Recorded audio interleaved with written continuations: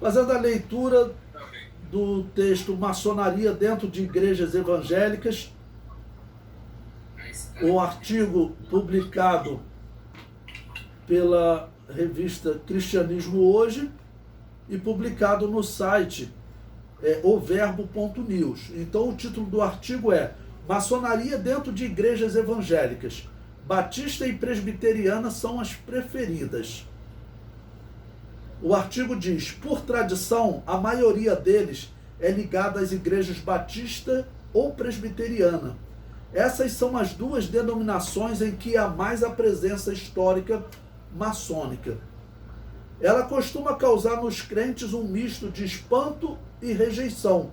Pudera, com origens que se perdem nos séculos e um conjunto de ritos que misturam elementos ocultos, boa dose de mistério e uma espécie de panaceia religiosa que faz da figura de Deus um mero arquiteto do universo. A maçonaria é normalmente repudiada pelos evangélicos. Contudo, é impossível negar que a história maçônica caminha de mãos dadas com a do protestantismo. E aqui, mais uma vez, eu falo a vocês, porque a Assembleia de Deus não gosta de estar ligada às igrejas protestantes. E a Igreja Batista tem muito maçom, porque historicamente eles sofreram influência das igrejas protestantes, né? Principalmente calvinista. E junto com o calvinismo foi a maçonaria. Os redatores do primeiro estatuto da entidade foram o pastor presbiteriano James Anderson, em Londres. Olha, o que eles falam de um primeiro estatuto maçônico, quem fez foi um pastor presbiteriano. Na Inglaterra, em 1723. E Jean Desaguliers, um cristão francês, que aí não diz a origem dele, mas era um pastor presbiteriano.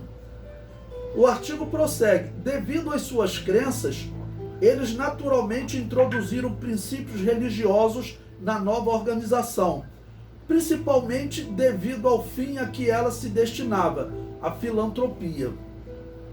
O movimento rapidamente encontrou espaço para crescer em nações de tradição protestante, como o Reino Unido, a Alemanha e mais tarde os Estados Unidos. Irmãos, pesquisem no YouTube os Estados Unidos e a maçonaria e os Estados Unidos.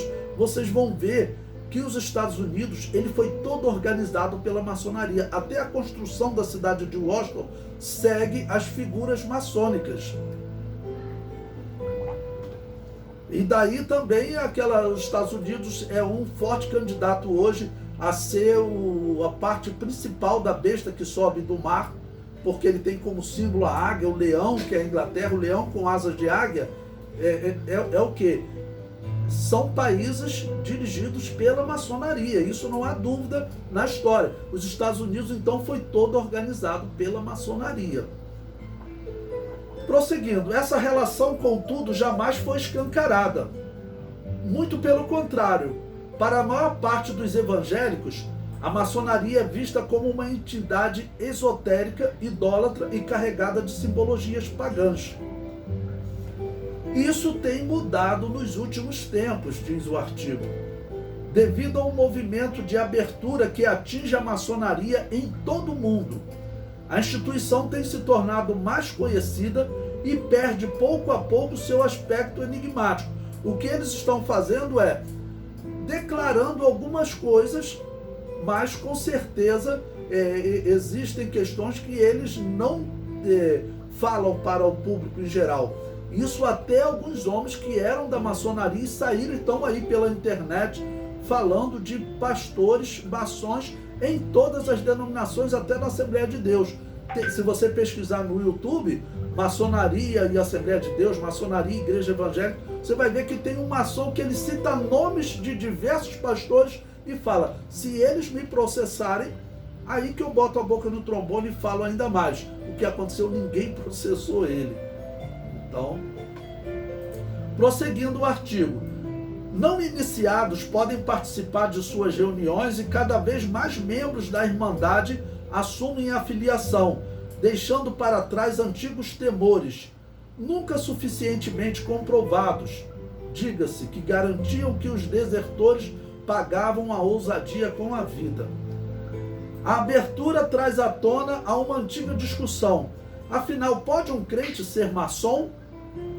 Na intenção de manter a fidelidade à irmandade que abraçaram, missionários, diáconos e até pastores ligados à maçonaria normalmente optam pelo silêncio. Só que crentes maçons estão fazendo questão de dar as caras, o que tem provocado reboliço. E esse pastor, esse irmão que na internet ele fala, fui maçom, abandonei a maçonaria, e eu não entendo como que pastores participam dessa instituição, né, pagã espírita, tá ok? Bom, como eu disse, provavelmente esses pastores estão sendo enganados, eles ficam num nível abaixo, tá bom? Eles chegam a um degrau máximo que eles não tomam conhecimento das feitiçarias.